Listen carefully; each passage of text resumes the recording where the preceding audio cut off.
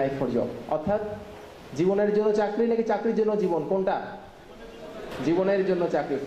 First priority হচ্ছে life, দেন job, আর পরে life.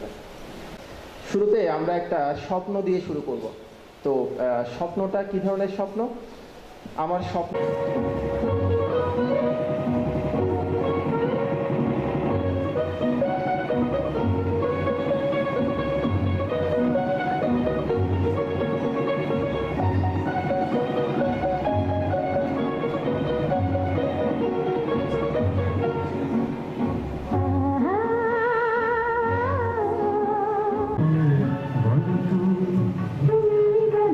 এই পথ যদি না শেষ হয়, তবে কেমন হতো তুমি বলো তো?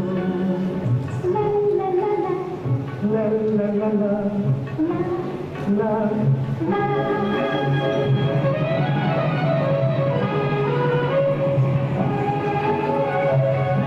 তবে কেমন হতো তুমি বলো তো?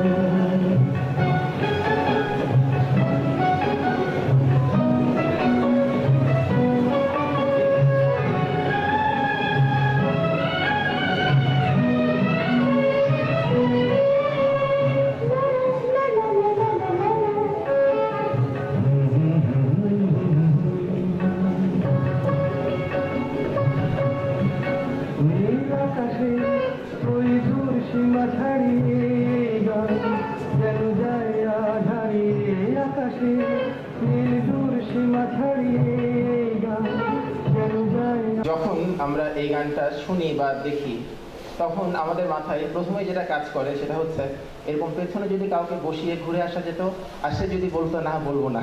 তো এখন এটা করতে হলে বা যারা আমাদের বান্ধবীরা আছেন আর কি, বা মহিলা বন্ধুরা আছেন, মেয়ে বন্ধুরা আছেন, তারা মনে হয় উত্তম কুমার যদি আমাকে নিয়ে একটু ঘুরে আসতো তাহলে কেমন হতো। তো ঝামেলা হচ্ছে এটা যে যদি উত্তম কুমার আপনাকে নিয়ে ঘুরে আসতে হয়, আপনাকে কি হতে হবে? সুচিত্রা সেন হতে হবে। আর যদি আমি এরকম কাউকে নিয়ে ঘোরাঘুরি করতে চাই এবং পেছন থেকে যদি বলবো না বলতে হয়, তাহলে আমাকে উত্তম কুমার হতে হবে, ঠিক কিনা? সমস্যা হচ্ছে উত্তম কুমার হওয়ার জন্য যে পরিশ্রমটা করা দরকার সেটা আমরা কেউ করতে চাই না, কারণ সেটা অনেক কষ্টকর একটা ব্যাপার। অথবা সুচিত্রা হওয়ার জন্য যে পরিশ্রমটা করা দরকার, সুচিত্রা কিন্তু একদিনে সুচিত্রা হয় নাই। আপনাদেরকে বলি, ওনার বাসা হচ্ছে আমাদের বাংলাদেশে, পাবনাতে। উনি যখন প্রথম মুভিতে আসলেন অভিনয় করতে, তখন পরিচালক অজয় কর ওনাকে বলেছিল যে তুমি তো আসলে শুদ্ধভাবে কথা বলতে পারো না। ওনার কথার মধ্যে আঞ্চলিকতার টান ছিল, সমস্যা ছিল। উনি পাবনার আঞ্চলিক ভাষায় কথা বলতেন এবং সেই টানটা চলে আসতো। তখন বলেছিল যে তোমার দ্বারা মুভি হবে না। ওনাকে এই কথা শুনতে হয়েছিল, তোমার দ্বারা মুভি হবে না, তুমি আগে নিজেকে ঠিক করো। আমাদের যে সমস্যাগুলো আছে, যে ড্রব্যাকগুলো আছে, যে উইকনেসগুলো আছে, আমরা চাইলে কষ্ট করে অনেক পরিশ্রম করে সেটাকে ঠিক করতে পারি কি পারি না? পারি। তবে সেটার জন্য অনেক পরিশ্রম করতে হবে। উত্তম কুমার কিন্তু একদিন উত্তম কুমার হননি, অনেক পরিশ্রম করতে হয়েছিল। যাই হোক, এইটা কোন মুভির গান কে বলতে পারবেন? দেখেন না মুভি টুভি, খালি পড়াশোনা করলে হবে? মুভি টুভি দেখেন না, কি নাম এটা? সপ্তপদী। সপ্তপদী, ওই যে বলে না ওই ও আমাকে টাচ করবে না, মুভিটা দেখছেন কেউ? ওই ও আমাকে টাচ করবে না এরকম বললে টাচ করতে ইচ্ছা করে, ওরকম একটা মানে সেরকম একটা মুভি দেখে নিন পারলে। তো কেউ কি জানেন এই দৃশ্যটা? এটা হচ্ছে মানে বলা হয় বাংলা সিনেমার সবচাইতে রোমান্টিক দৃশ্য, বাংলা সিনেমার সবচাইতে মানে রোডের উপর সবচেয়ে রোমান্টিক দৃশ্য এই দৃশ্যটা। এটা কিন্তু একটা মুভি থেকে কপি করা। কে বলতে পারবে কোন মুভি থেকে? বলেন, কেউ আছেন? সরি, না, রোমান হলিডে। রোমান হলিডে এই ধরনের একটা দৃশ্য আছে, কেউ না দেখলে দেখে নিন। তো এটা বলার উদ্দেশ্য হচ্ছে যে আমাদের যদি এরকম ঘোরাঘুরি করতে হয় বা এরকম উত্তম কুমারের মতো নিজেকে আমরা ভাবি কিন্তু উত্তম কুমার হওয়ার জন্য চেষ্টা করি না, এটা করলে হবে না, অনেক পরিশ্রম করতে হবে। আচ্ছা, পরের স্লাইডে। আড্ডার সময় আমি কিছু থাম্ব রুল ফলো করি, এই থাম্ব রুলগুলো জানিয়ে দিচ্ছি। এটা ফলো করলে আমাদের সবার জন্য ভালো হয়। এক, মোবাইল ফোন যেন না বেজে ওঠে। দয়া করে মোবাইল ফোনটা সাইলেন্ট করে রাখেন। আমি আমারটা এয়ারপ্লেন মোডে দিয়ে দিয়েছি, আমি চাই না কোনো ফোন আসুক। মোবাইল ফোনে কথা বলতে হলে এই হলটার বাইরে গিয়ে কথা বলতে হবে। পাশের জনের সাথে কথা যখন বলবেন তখনই বলবেন যখন আমি এদিকে তাকিয়ে থাকবো, আমি যেন না দেখি। যদি ঘুমটুম আসে তাহলে এমনভাবে ঘুমাতে হবে যাতে আপনার ঘুমের জন্য পাশের জনের ঘুমের কোনো ব্যাঘাত না ঘটে, অর্থাৎ ঘুমাতে ঘুমাতে ওনার কোলে হেলে পড়া যাবে না। আচ্ছা, প্রশ্ন করবেন যখন আমি প্রশ্ন করতে বলবো তখন। আর কোনো নোট টোট নেওয়ার দরকার নাই, কিছু লেখারই দরকার নাই। এগুলো সব ফেসবুকে আপলোড করে দিব আমি। আমার ফেসবুক, অনেকে আছেন যারা আমার সাথে ফেসবুকে কানেক্টেড অথবা ফলোয়ার, তো ফলোয়াররাও কানেক্টেড। তো আমার মনে হয় লেখার দরকার নাই, আমি ফেসবুকে শেয়ার করবো। ফেসবুকে আমাকে আমার নাম দিয়ে সার্চ করলেই পাবেন। আচ্ছা, পরেরটা আমার কিছু কথা দিয়ে শুরু করি। প্রথমে কিছু লাইফ লেসন দিয়ে শুরু করি। হ্যাঁ, একটা মুভি নাম হচ্ছে ফরেস্ট গাম্প। কে কে দেখেন নাই হাত তোলেন। মুভিটা দেখেন ভাই, মুভিটা দেখা উচিত। মুভিটা না দেখাটা ক্রাইমের মধ্যে পড়ে। হ্যাঁ, তো মুভিটা দেখেন। তো মুভিতে একটা কথা আছে, mama always said life was like a box of chocolates, you never know what you are gonna get. অর্থাৎ মা সবসময় বলে আমাদের লাইফটা হচ্ছে একটা চকলেটের বক্সের মতো। ওই চকলেটের বক্স থেকে একটা চকলেট তোলার সময় কোন চকলেটটা পাচ্ছি এটা যেমন আমরা আগে থেকে জানতে পারি না কখনোই, ঠিক একইভাবে আমাদের লাইফ আসলে আমাদের কোথায় নিয়ে ছেড়ে দেয় এটা আমরা কখনোই বুঝতে পারি না। আমি যখন আমার লাইফের স্টোরি বলবো তখন আপনারা বুঝতে পারবেন। আজকে সুশান্তের এখানে দাঁড়িয়ে কথা বলার কথা না, যে সুশান্ত ইউনিভার্সিটিতে পড়ার সময় সবচাইতে বাজে গ্রেড, সবচাইতে কম সিজিপিএ নিয়ে পাশ করেছিল, তাকে এখন বিভিন্ন ইউনিভার্সিটি দাওয়াত দিয়ে নিয়ে যায় কথা বলবার জন্য। ওই জন্য লাইফটা আসলে কোথায় নিয়ে আপনাকে ছেড়ে দেয় আপনি এটা কখনোই বলতে পারবেন না, এই জন্যই বললাম। পরেরটা হচ্ছে আমার খুব প্রিয় একটা মুভি থেকে নেওয়া, দ্য পার্সুইট অফ হ্যাপিনেস। দেখেছেন কেউ? কারা কারা দেখেছেন হাত তুলেন। অনেকেই দেখেছেন। তো এই মুভিতে উইল স্মিথ তার ছেলেকে বলে, Don't ever let someone tell you that you can't do something, not even me. You got a dream, you gotta protect it. When people can't do something themselves, they are gonna tell you that you can't do it. You want something, go get it, period. অর্থাৎ কখনোই কাউকে বলতে দিও না তুমি একটা কাজ করতে পারো না, এমনকি আমাকেও বলতে দিও না। উইল স্মিথ তার ছেলেকে বলছেন তোমার মা বাবাকেও বলতে দিও না যে তুমি একটা কাজ করতে পারো না। তোমার একটা স্বপ্ন আছে, সেই স্বপ্নটা যখন কারোর কাছে অপরিচিত হয়, যখন সেই স্বপ্নটাকে চিনেই না, তখন সে তোমাকে খুব স্বাচ্ছন্দ্যে বলবে তুমি কাজটা করতে পারবে না। তার কথাটা না শুনে তোমাকে চেষ্টা করতে হবে, স্বপ্নের পিছনে ছুটতে হবে। তো আসেই নাই, সে যাবে থেকে। তো এই ব্যাপারটা আমার মধ্যে ছিল না। তো আমার যে কষ্টগুলো ছিল সেটা হচ্ছে পাত্তা না পাওয়ার কষ্ট, কেউ আমাকে গুনতেছেও না এটার কষ্ট, আমার জন্য আমার বাবা মা অনেক কান্নাকাটি করতেছে এটার কষ্ট, খুব কষ্ট ছিল। তো পরে ভাবলাম যে আমার আসলে বেঁচে থেকে কী লাভ, আমাকে শুধু আমার বাবা মা আমার ছোট ভাই ছাড়া পৃথিবীতে কেউ চায় না, আমি থাকলেও কি না থাকলেও কি। তখন অনেক বেশি আমি অনেক ইমোশনাল, তখন অনেক ইমোশনাল হয়ে ভেবেছিলাম যে এই পৃথিবী ছেড়ে আমি চলে যাব। তো পৃথিবী ছেড়ে চলে যাওয়ার সিদ্ধান্ত নিলাম এবং কিছু পয়জন কিনে এনেছিলাম, বিষ। তো বিষটা যখন খাবো, তা খাওয়ার সময় আমার মানে প্রথম চিন্তা যেটা হয়েছিল যে এটা খাওয়ার পর যদি সত্যি সত্যি মারা যায় তখন কী হবে। আচ্ছা, এটা হচ্ছে প্রথম চিন্তা। পরে চিন্তা করলাম আমি তো মরতেই খাচ্ছি নাকি। পরে চিন্তা করলাম আচ্ছা মরে গেলাম, মরে যাওয়ার পর কী হবে। ভাবলাম মরে যাওয়ার পরে আসলে অনেক কান্নাকাটি হবে, মা কান্নাকাটি করবে, আমার বাবাকে ফোন দিলে বাবা কোর্ট থেকে দৌড়ায় চলে আসবে, আমার ছোট ভাই সব কিছু দেখে দেখে আসলে অবাক হয়ে যাবে, একটু পরে সেও কান্নাকাটি শুরু করবে। খুবই বিশ্রী একটা দৃশ্য। ঘটনা হচ্ছে এত ভয় পেলে আসলে সুসাইড করা যায় না, এটা যে সত্যি কথা, আমার সাহসের অভাব ছিল। তো সেদিন আমি আর সুসাইড করলাম না। আর মানে অনেস্টলি স্পিকিং তখন প্রচণ্ড কাঁদতেছিলাম, রুমের দরজা বন্ধ করে চোখটা ঝাপসা হয়ে আসছিল, মুখের সামনে আমার মায়ের মুখটা ভেসে উঠছে। তখন আমার কাছে মনে হয়েছে আমার যে লাইফটা আমার মায়ের দেওয়া সেটাকে আমি নিজের হাতে নষ্ট করে কীভাবে, এটার কোনো অধিকার আমার নাই। তখন ভাবলাম ঠিক আছে, আমার বন্ধু বান্ধব তো অনেক এগিয়ে গেছে, আমি আমার বন্ধু বান্ধবের চাইতে প্রায় 4.5 বছর পর চাকরিতে জয়েন করি, ওদের চাইতে 4.5 বছর পর চাকরি করা শুরু করেছিলাম আমি। তো ভাবলাম ওরা তো অনেক এগিয়ে গেছে, ঠিক আছে ওদের মতো আমি না হয় অতটুকু ব্রাইট ক্যারিয়ার করতে পারবো না, ওদের মতো অতটুকু উজ্জ্বল হতে পারবো না, একটু অনুজ্জ্বল মানুষ হয়ে বেঁচে দেখি না কি হয়। আজকের দিনে আমি বুঝি আপনি যদি শুধু বেঁচেও থাকেন, স্রেফ বেঁচেও থাকেন, অনেক কিছু পাবেন লাইফ থেকে। তো শীর্ষেন্দু মুখোপাধ্যায়ের একটা উপন্যাস আছে সাঁতারু ও জলকন্যা, ওখানে একটা কথা আছে যে স্রেফ বেঁচে থাকলেও অনেক কিছু হয়। আজকে আমি বুঝি আসলেই সত্যি কথা, জীবনে কোনো কিছু না পাওয়ার চাইতে কষ্ট পাওয়াও ভালো। Cry cry only to smile better. আচ্ছা বলি, আমার কাছে মনে হয় আজকের দিনে এসে লাইফে একেবারে কোনো কিছু না পাওয়ার চাইতে কষ্ট পাওয়া ভালো। কষ্ট পেলে আপনি যদি সেই কষ্ট থেকে ঘুরে দাঁড়াতে পারেন, মানুষের পিঠ যখন দেয়ালে ঠেকে যায় তখন সে ঘুরে দাঁড়ায় না। আমার পিঠ দেয়ালে গেঁথে গেছিল, আমার ঘুরে দাঁড়ানো ছাড়া তেমন কোনো গতি ছিল না। তো ওই জন্য আমি মনে করি যে লাইফে কিছু না পাওয়ার চাইতে কষ্ট পাওয়াটাও ভালো। যদি কষ্টটাকে আপনি স্ট্রেংথে কনভার্ট করতে পারেন, তাহলে সেটা থেকে যে ইম্পালসটা গ্রো করে ভেতর থেকে, যে ফোর্সটা গ্রো করে, সেই ফোর্স থেকে আপনি অনেক দূর যেতে পারবেন। আচ্ছা তো ভালো কিছু করা, আমাকে জিজ্ঞেস করে ভাইয়া ভালো কিছু করা মানে কি? আমি ভালো কিছু করার একটা সাদামাটা সংজ্ঞা দিই। আমার দৃষ্টিতে ভালো কিছু করা মানে হচ্ছে যে কাজটা করলে আমার বাবা মা খুশি হয়, সেটাই হচ্ছে ভালো কিছু করা। আমার বাবা মা মানে বুক ফুলিয়ে সবাইকে বলতে পারে আমার ছেলে বা আমার মেয়ে এই কাজটা করে, সেটাই হচ্ছে ভালো কিছু করা। যখন দেখবেন আপনার আব্বা আম্মা হাসছেন এবং সেই হাসির কারণ হচ্ছে আপনি, সেই তৃপ্তির কারণ হচ্ছে আপনি, এটা পৃথিবীর সবচাইতে সুন্দর দৃশ্য।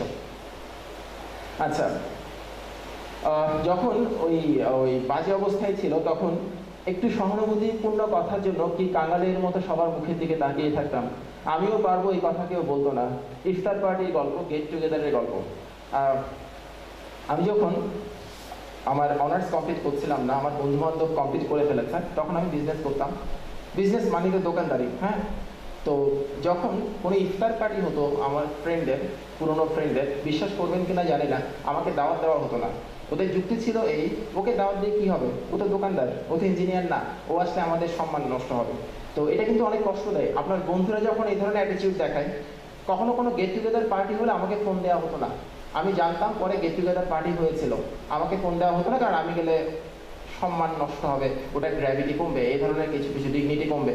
তো এই কষ্টগুলো যখন আপনি খুব কাছ থেকে দেখবেন, তখন আপনার ঘুরে দাঁড়াতে ইচ্ছে করবে। আমি জানি আপনাদের অনেকেরই জীবনের গল্পটা কম বেশি এরকম, আপনারা ঘুরে দাঁড়াবেন, আমি বিশ্বাস করি আপনারা ঘুরে দাঁড়াবেন। আচ্ছা, আমি অনেক খুশি, কারণ আমি যা চেয়েছি তা পাইনি। আল্লাহ মাঝে মাঝে আমাদের প্রার্থনা কবুল করেন, আমাদের প্রার্থনা কবুল না করার মাধ্যমে। আল্লাহকে ধন্যবাদ, উনি আমার প্রথম জীবনের প্রার্থনাগুলো কবুল করেননি। আচ্ছা, এটা আমি খুব বিশ্বাস করি, মন থেকে বিশ্বাস করি। আমি আমার প্রথম জীবনে অনেক কিছু হতে চেয়েছিলাম। একজন উদ্যোক্তা হতে চেয়েছিলাম, ব্যবসায়ী হতে চেয়েছিলাম, তার আগে চেয়েছিলাম রাইডার হব, এরকম অনেক পাগলামি ছিল আমার লাইফে। আমি গডকে, ঈশ্বরকে আজকের দিনে এসে ধন্যবাদ জানাই এই জন্য যে উনি আমার একটা প্রার্থনাও কবুল করেন নাই। মনে রাখবেন, আল্লাহ যখন আপনার কোনো একটা প্রার্থনা কবুল করেন না, এমনও হতে পারে আপনাকে নিয়ে ওনার একটা বিশাল মাস্টার প্ল্যান আছে। সেই জন্য আল্লাহ মাঝে মাঝে আমাদের প্রার্থনা কবুল করেন, প্রার্থনা কবুল না করার মাধ্যমে, এটা আমি বিশ্বাস করি মন থেকে। আচ্ছা, এটা শুরু করলে কি হবে? নামাজ এবং লাঞ্চ হবে? তাহলে আড়াইটাকে আমরা শুরু করবো। Thank you.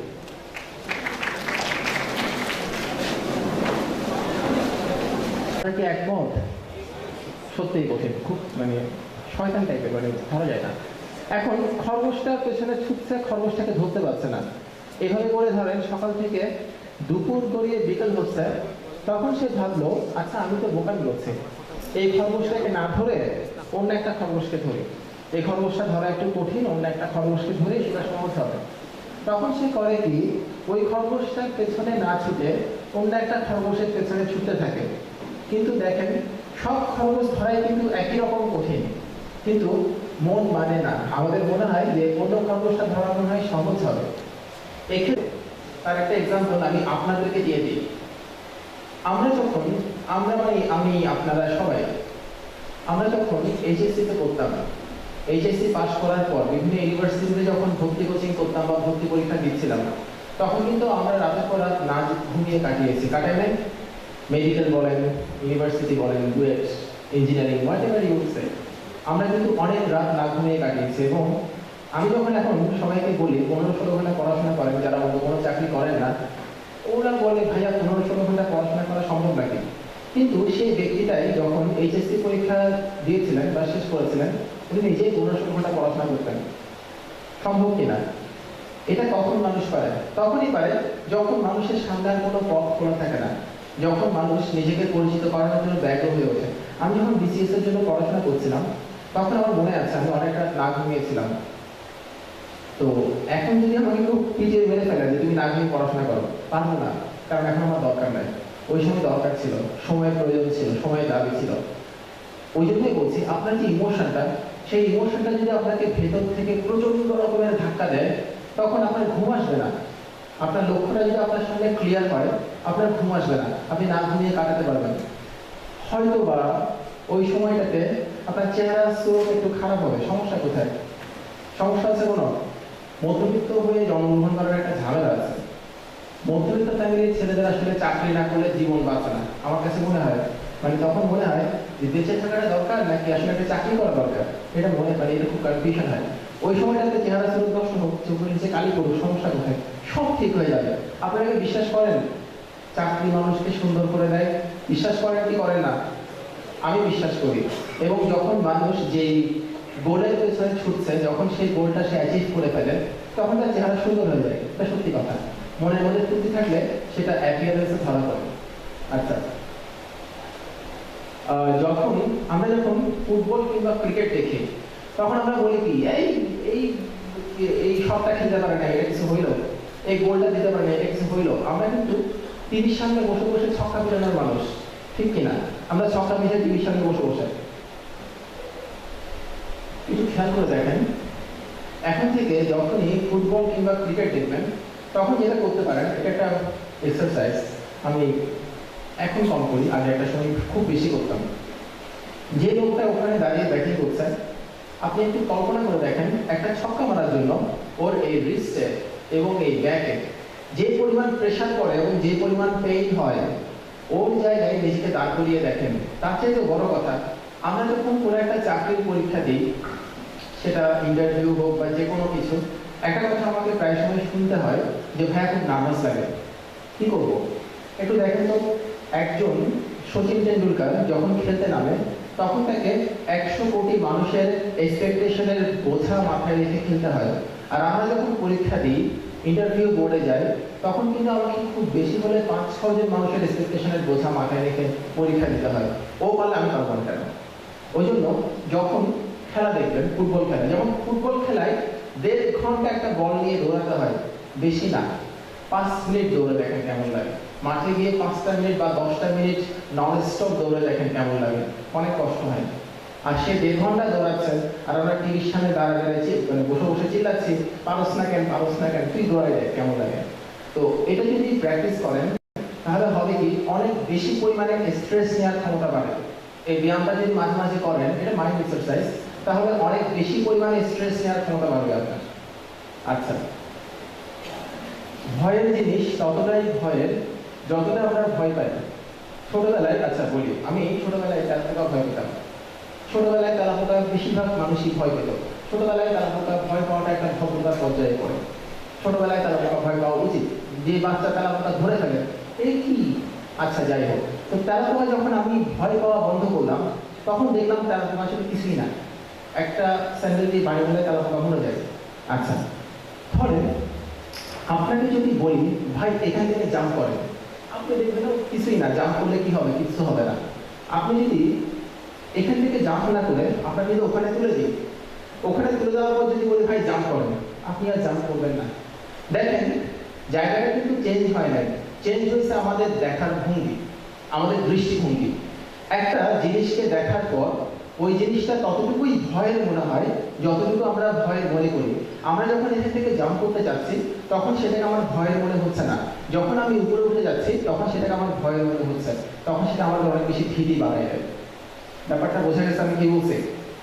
ওকে, না বলতে জিজ্ঞেস করবেন, আমি আবার বলবো। When you look through the window, just look through, don't catch. আমি আপনাকে বললাম, আচ্ছা ভাই দেখেন তো, এই জানলা দিয়ে বাইরে কি দেখা যায়? আপনি 5 মিনিট দেখলেন, দেখার পর আমি আপনাকে জিজ্ঞেস করলাম, ভাই কি দেখলেন? বলে ভাইয়া ওখানে 3টা পিঁপড়া হাঁটতেছে, জানলার উপর দিয়ে 3টা পিঁপড়া হাঁটতেছে। আমি আপনাকে বললাম, আমি আপনাকে পিঁপড়া দেখতে বলছি, আমি আপনাকে বলছি জানলার বাইরে দিয়ে কি দেখা যায়।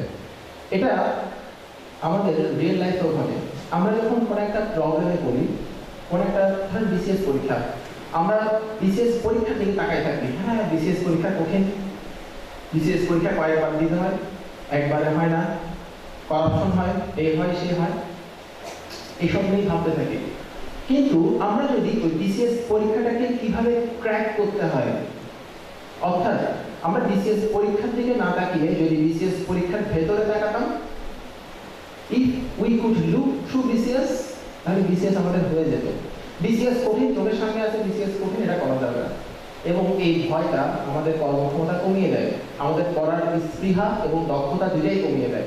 আমাদের দেখতে হবে বিসিএস কঠিন ঠিক আছে, বা বিসিএস সহজ ঠিক আছে, কিন্তু কাজটা কিভাবে করতে হয়, কিভাবে করে বিসিএসটাকে ক্র্যাক করতে হয় সেটা শিখতে হবে।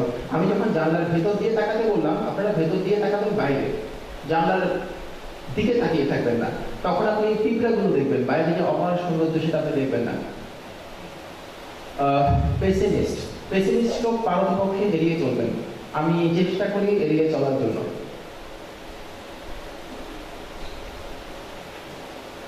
আমেরিকার শিকাগো শহরে দুঃখবাদীদের একটা আড্ডা হতো।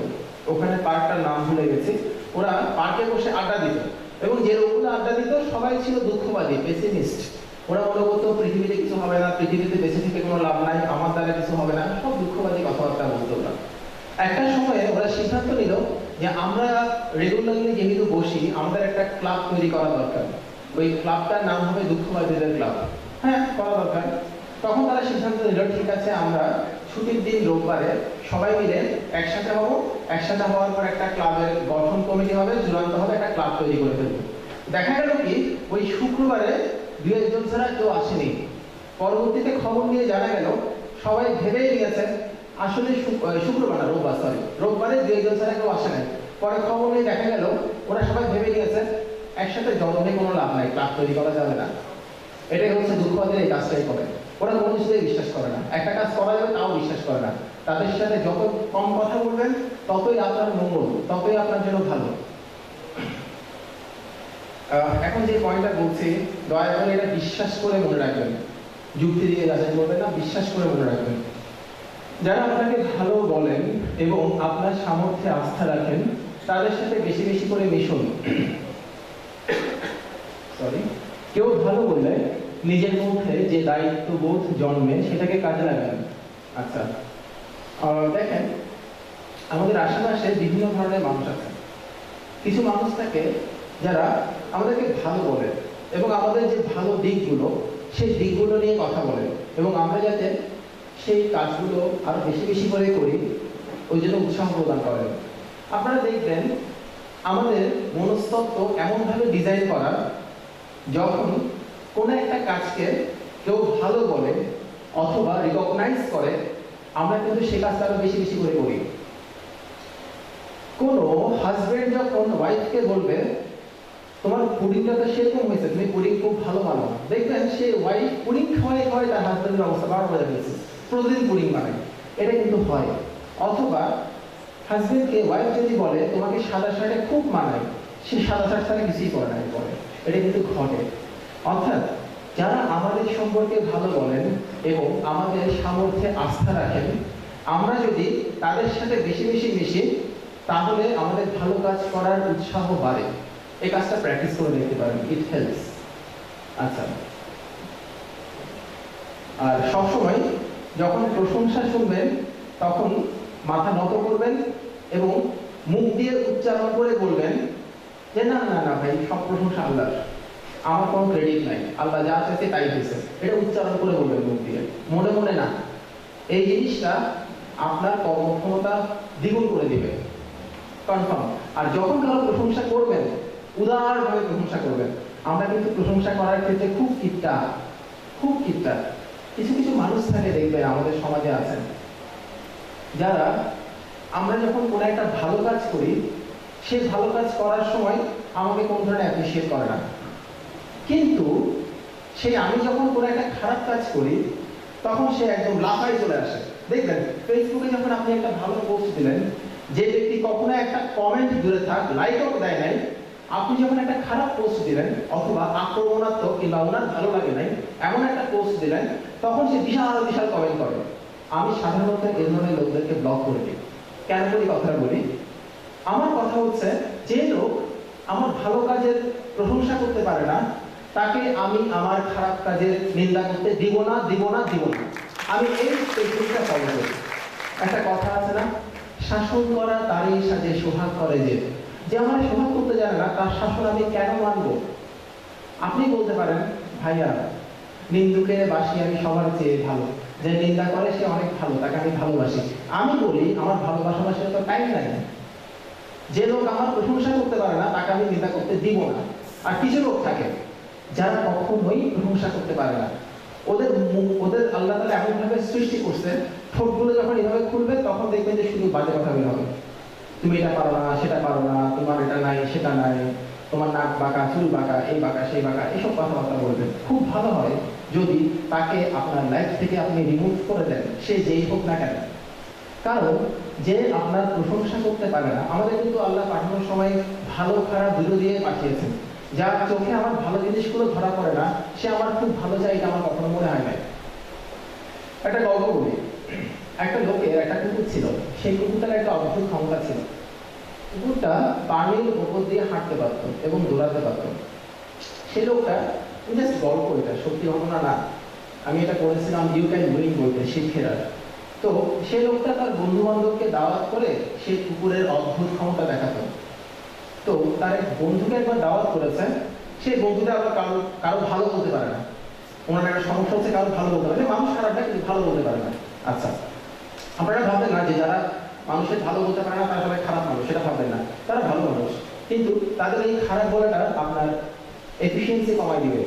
ওরা এফিসিয়েন্সি কমাই দেয়, নিজেদের অজ্ঞাতসারে কমাই দেয়, সাবকনশিয়াস মাইন্ডে এফিসিয়েন্সি কমাই দেয় ওরা। আচ্ছা, এখন ওই ফ্রেন্ডটাকে দাওয়াত দিল। দুপুরবেলা খাওয়া দাওয়ার পর বিকেলবেলা পুকুর পাড়ে দুজন মিলে বসলো, কফি খাচ্ছে। ওই সময়ে একটা পাখি উড়ে যাচ্ছিল। লোকটা তার বন্দুক দিয়ে পাখিটা শিকার করলো। পাখিটা গিয়ে ঝুপ করে কুকুরের উপর গিয়ে পড়লো। পাশে কুকুরটা বসেছিল। কুকুরটা দৌড়ে গিয়ে পাখিটার মুখ দিয়ে নিয়ে চলে আসলো।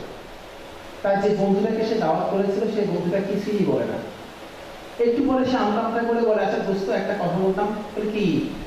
বলে আচ্ছা, আমার কুকুরটার মধ্যে কোনো অস্বাভাবিক কিছু খেয়াল করছো তুমি? বলে কি? বলে না, মানে একটু অস্বাভাবিক কিছু খেয়াল করছো। অস্বাভাবিক? হ্যাঁ, খেয়াল করছি। বলে কি কি? বলে তো কুকুরটা তো সাঁতার পারে না।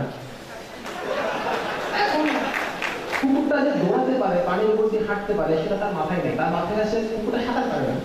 এই ধরনের লোক সত্যি বুঝছে, লাইফে কোনো কাজে আসবে না, কখনোই কোনো কাজে আসবে না আপনার। আচ্ছা, $2 নেন।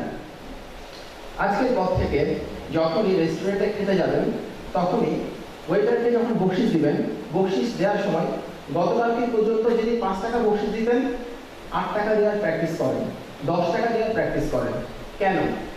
এই থিওরিটা আমার নাই, থিওরিটা একজন মোটিভেশনাল রাইটারের। আমি প্রচুর মোটিভেশনাল বই পড়তাম একটা সময়, আমার নাম ভুলে গেছে। এটা কেন?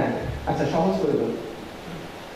আমরা যে ফকিরদের পয়সা দিই না, ফকিরদের পয়সা দিই না আমরা, আমরা আসলে কেন ফকিরদের পয়সা দিই বলেন তো? সাহায্য করার জন্য না, আমরা পয়সা দিচ্ছি দোয়া করার জন্য, দোয়া পাওয়ার জন্য পয়সা দিই। ব্যাপারটা শুনতে খারাপ শোনালো, এটাই সত্য। দোয়া পাওয়ার জন্য পয়সা দিই। আচ্ছা, যখন আমি একটা ফকিরকে 2 টাকা দিই, বা যখন আমি 2 টাকা দিতাম, তখন 2 টাকা দেওয়ার পর আমার যে ভালো লাগা বা খারাপ লাগা, যেটাই বলেন, হ্যাঁ, আমার যে অনুভূতি, 5 টাকা দেওয়ার পর কিন্তু অনুভূতিটা ভালো হয়, এবং তখন মনে হয় তাকে 5 টাকা দেওয়ার ক্ষমতা আমার আছে, এবং এটা একটা ভালো ফিলিংস হয়।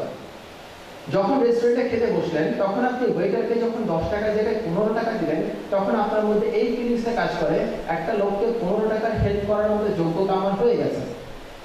ব্যাপারটা বুঝতে পারছি না আপনাদেরকে? এবং এই ভালো ফিলিংসের কারণে যদি সেদিন আপনার পড়াশোনা আধা ঘন্টাও বেশি হয়, এই আধা ঘন্টার দাম কিন্তু 5 টাকা থেকে অনেক বেশি। ব্যাপারটা বুঝতে পারছি আপনাদেরকে? আমি ওই যে আমি আপনাদেরকে বললাম, বি এ $2 ম্যান। উনি আমেরিকান রাইটার, আমেরিকায় উনি বলছেন আজকের পর থেকে খেতে বসে $1 পরিবর্তে $2 দেবেন বকশিস, ওর জন্য না, আপনার জন্য। ওতে আপনার যে ভালো ফিলিংসটা হবে, এটা আপনার চাকরি ভালো হবে, কাজ ভালো হবে, ব্যবসা ভালো হবে। আচ্ছা, মাঝে মাঝে গোলকিপাররা এদিক ওদিক না দৌড়ালেই বরং গোল খাওয়ার সম্ভাবনা কমে। গোলকিপার কেন দৌড়ায় এটা আমরা মনে করি, ওরা তো আমাদের চেষ্টা করছে। দেখবেন, আমি ফুটবল খেলায় যতগুলো পেনাল্টি কিক দেখেছি, আপনারা দেখবেন পেনাল্টি কিকের সময় গোলকিপার এদিকে দৌড়ায়, ওদিকে দৌড়ায়, এবং বলটা থ্রো করে মাঝখানে। আমি কি ভুল বললাম? সে যদি এদিক ওদিক না দৌড়ে ওই জায়গায় স্থির থাকতো, তাহলে কিন্তু সে গোলটা সেভ করতে পারতো। কথা হচ্ছে, গোলকিপার আসলে কেন দৌড়ায়? গোলকিপার এজন্যই দৌড়ায়, যদি সে না দৌড়াতো তাহলে সবাই ওকে বলতো, বেটা তুই গোল খাবি না, কে গোল খাবি, তুই চেষ্টাই করিস নাই, এটা বলতো না? আমরা যেটা করি, বিসিএস পরীক্ষা দিব, আমার উচিত হচ্ছে বাসায় পড়াশোনা করা, বাসায় অনেক বেশি পড়াশোনা করা। আর আমি করি কি, এই কোচিংয়ে দৌড়াই, ওই কোচিংয়ে দৌড়াই, ঢাকা ইউনিভার্সিটি পাবলিক লাইব্রেরির সামনে সকাল থেকে সন্ধ্যা বসে থাকি, ঘোড়ার ডিম করি বসে বসে, মনে করে অনেক কিছু করে ফেলতেছি। আসলে তা না। মাঝে মাঝে মাঝে সবচেয়ে ভালো কাজ হচ্ছে কোনো কাজ না করা, চুপচাপ বসে থাকা, রিল্যাক্স করা। তখন আমাদের মাথায় কিন্তু অনেক ভালো প্রোডাক্টিভ চিন্তা ভাবনা আসে। আপনাকে সেন্ট্রালাইজড হতে হবে। Be centralised at your home. আপনাকে বাসায় প্রচুর পড়াশোনা করতে হবে, বাসায় প্রচুর সময় দিতে হবে। আপনি যদি এদিকে দৌড়ান, এদিকে দৌড়ান, ওদিকে দৌড়ান, তাহলে তো আপনার পড়াশোনার সময়টা নষ্ট হচ্ছে, সেটা করা যাবে না। ওই গোলকিপারের কথাটা মাথায় রাখবেন, ঠিকই গোলকে বসবেন, এদিকে দৌড়াচ্ছেন, এদিকে দৌড়াচ্ছেন, সবাই আপনাকে বলতে পারে আরে বাবা সে তো পরে উল্টাই ফেলতেছে। সকালে কোচিংয়ে, বিকালে কোচিংয়ে, অমুক সময় ঢাকা ইউনিভার্সিটি পাবলিক ইউনিভার্সিটিতে আপনি আসলে পড়াশোনা করতেছেন কখন? তাহলে মনে রাখবেন, success is a selfish game. Success জিনিসটা সবসময় একটা সেলফিশ গেম। ওই together we build our dream, এটা শুধু ডেস্টিনি কোম্পানিতে সম্ভব ছিল, সব বাস্তব ক্ষেত্রে সম্ভব না। বাস্তব ক্ষেত্রে আপনার সাকসেস আপনাকে অর্জন করতে হবে, বাসায় বসে বসে পড়াশোনা করতে হবে, সত্যি কথা। আচ্ছা, এটা খুব মজার একটা থিওরি। 4 জন টপ অর্ডার ব্যাটসম্যান 22 রানের মাথায় আউট, টেস্ট খেলায় 22 রানের মাথায় আউট। এরপর ক্রিজে নামলেন সচিন তেন্ডুলকার। তখন তার বয়স ছিল 16 বছর এবং সে টেস্ট ছিল তার ক্যারিয়ারের 4th টেস্ট ম্যাচ, তার ক্যারিয়ারের 4th টেস্ট ম্যাচ। তখনও তেন্ডুলকার হয়ে ওঠেননি।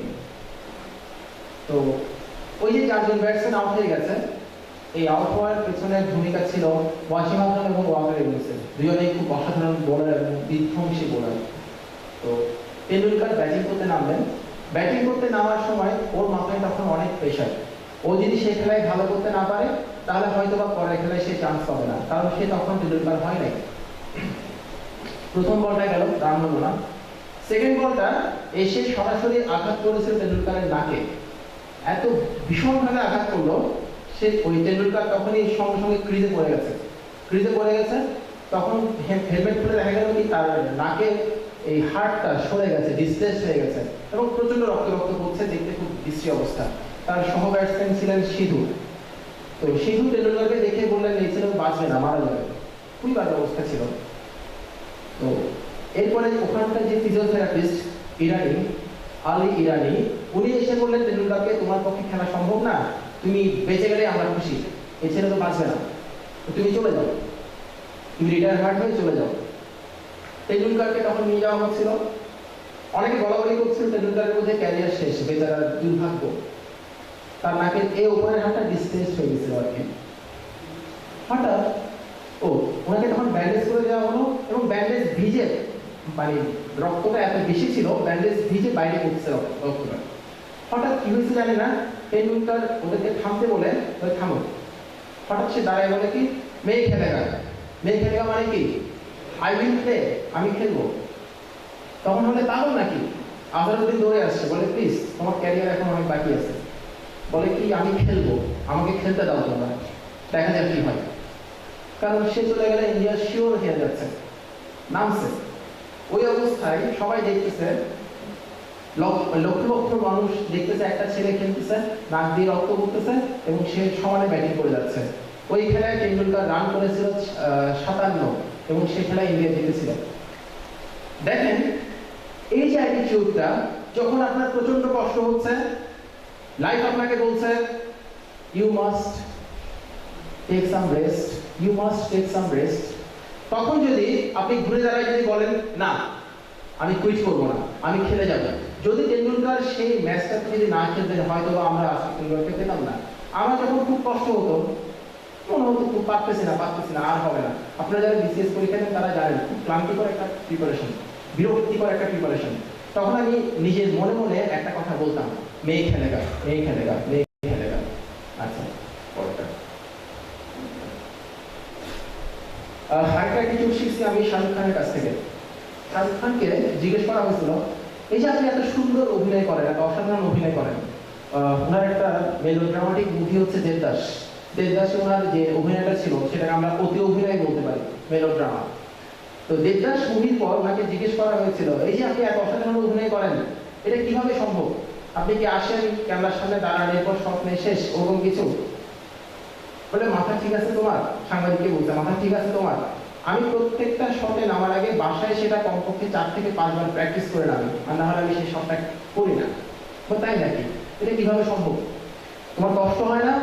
তখন শাহরুখ খান বলছে যে যখন আপনি কোনো একটা কাজ করার সময়ে আপনার কমপক্ষে 5 থেকে 6 বার মনে না হবে যে কাজটা আমাকে দিয়ে হবে না, আমি কুইট করি, আমি ছেড়ে দিই, আমাকে দিয়ে কাজটা হবে না, ততক্ষণ পর্যন্ত আপনি শিওর থাকতে পারেন কাজটা আপনি শুরুই করেন নাই এখনো। আমার এই দুটো কথা খুব মাথায় বাজতো, শাহরুখ খানের কথাটা এবং টেন্ডুলকারের কথাটা। আমাকে খুব ভেতর থেকে এক ধরনের ইম্পালস কাজ করতো, ফোর্স কাজ করতো। জীবনে বড় হতে করার চেষ্টা করেন। বিল গেটসকে জিজ্ঞেস করা হয়েছিল আপনি মাইক্রোসফট দেওয়ার সময় কিভাবে পরিশ্রম করতেন। শুরুতে উনি যেটা করতেন, প্রতি 2 দিনে উনি 5 ঘন্টা করে ঘুমাতেন। বিল গেটস, আমরা ভাবতে পারি বিল গেটস রাতারাতি বিল গেটস হয়ে গেছে। নো, আমরা বলি আরে বাবা আল্লাহ যারে দেয় সাপোর্ট মায়েরা দেয়, এই কথাবার্তা বলি না আমরা। কথা সত্য না, কথা সত্য না। ওই কাজটা করার পেছনে ওনার যে পরিশ্রমটা ছিল, সেই পরিশ্রমের খোঁজ আমরা রাখি না। আমাদেরকে সেটাকে রেপ্লিকেট করতে হবে। ওই জন্য যে কোনো একটা গ্রেট কোনো কিছু দেখলে ওটার প্রতি একটা ব্লাইন্ড ফ্যাসিনেশন কাজ করানো। আমরা যখন হুমায়ুন আহমেদকে বলি শাওনকে বিয়ে করছিল, এই করছিল, সেই করছিল, একটু চিন্তা করে দেখেন, হুমায়ুন আহমেদকে কিন্তু আমরা শাওনের হাজবেন্ড হিসেবে চিনি না, আমরা চিনি রাইটার হিসেবে। ওনার লেখাগুলোকে পারলে 1 লাইন লিখে দেখান তো দেখি। আমি আমার আলমারি দেখছি সাধারণত এই যে মানুষ নিজের উইকনেসগুলোকে, আমরা কেন গ্রেটম্যানকে ছোট করি। আমার কাছে যেটা মনে হয়েছে, আমি যখন একটা গ্রেটম্যানকে ছোট করি তখন আমার কাছে মনে হতে থাকে ও এমন কি আর, ও তো আমার মতোই সাধারণ, তাকে আমি টেনে আমার লেভেলে নামাই এবং আমার নিজেকে তখন সেক্ষেত্রে বড় করা হয়। আলিরাসানা ফোর্বস নাম শুনেছেন? ওরা বিশ্বের ধনী ব্যক্তিদের তালিকা করে। তো ওই ম্যাগাজিনের পরিসংখ্যান মতে পৃথিবীর 96% সম্পদ আয় করেন মাত্র পরীক্ষা দেন, তাদের মধ্যে মাত্র 1% ক্যান্ডিডেট ক্যাডার হয়। এটা কেন হয়? এর কিছুটা এমন কিছু ফ্যাক্টর দ্বারা নিয়ন্ত্রিত।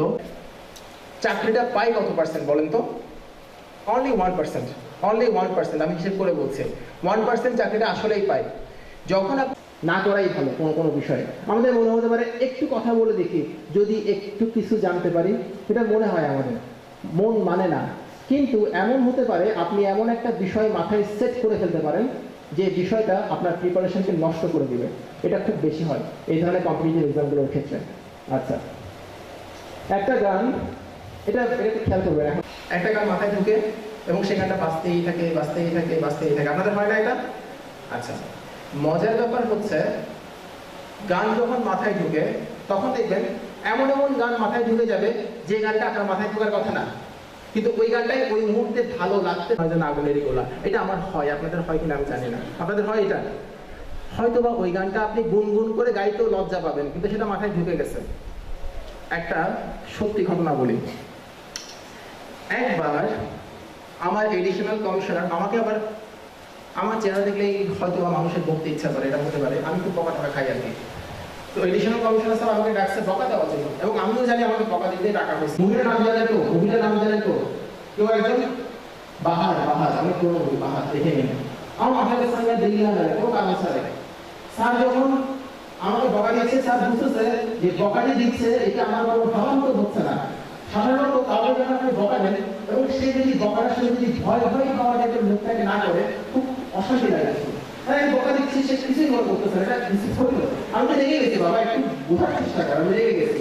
এখন আমার মুখের কোনো ভালো ছাড়া আমি পরে ভাবলাম এটা একটা মহা ঝামেলা। কোনো চিন্তা করলাম আসলে কেন হয় এটা, আমাদের আসলে কেন হয়? আমাদের ব্রেন যখন কোন একটা সিগন্যাল রিসিভ করে, যখন আমাদের ব্রেন কোন একটা সিগন্যাল রিসিভ করে, তখন সাধারণত ব্রেন এটা ডিফারেন্সিয়েট করতে পারে না এই সিগন্যালটাকে গুড সিগন্যাল নাকি ব্যাড সিগন্যাল, এটা কি পজিটিভ সিগন্যাল নাকি নেগেটিভ সিগন্যাল। সেটা স্প্রেড, মানে পুরো ব্রেনের মধ্যে সেটা স্প্রেড হয়ে যায় এবং আমাদের পুরো ব্রেনটাকে সেটা ক্যাপচার করে ফেলে। যদি সিগন্যালটা পজিটিভ হয়, পজিটিভ নিয়ে আমরা কাজ করি, মোটিভেশন করি, সে রিসিভ করে, আস্তে আস্তে পুরো ব্রেনটা ক্যাপচার হয়ে যায়। ব্যাপারটা বোঝা গেছে কথাটা? এটা একটু মনে রাখবেন। ওই জন্য কোনো ব্রেন যখন কোনো একটা সিগন্যাল রিসিভ করবে তখন খুব সাবধান থাকবেন। আর সিগন্যালগুলো খুব দুষ্ট প্রকৃতির। কেমন দুষ্ট প্রকৃতির? একটা যদি নেগেটিভ সিগন্যাল থাকে, আমি শিওর সেটা ডট দিয়ে ওখানে লাইন করে দিত না। আর আপনি এত ব্রেন খাটায় মনের মাধ্যমে মিশিয়ে এত সুন্দর করে লিখলেন, ওখানে লাগে 5টা। সারাদিন আপনি 2 ঘন্টা বসে আছেন, 5টা আর মানে না। এখন লাইকের ব্যাপারটা হচ্ছে, যারা বেশি লাইক পায় তারা লাইক পেতেই থাকে। অবশ্য মেয়েদের কথা আলাদা। মেয়েরা যদি দেখে মাথা কামড়াচ্ছে, মাথা ব্যথা করতেছে,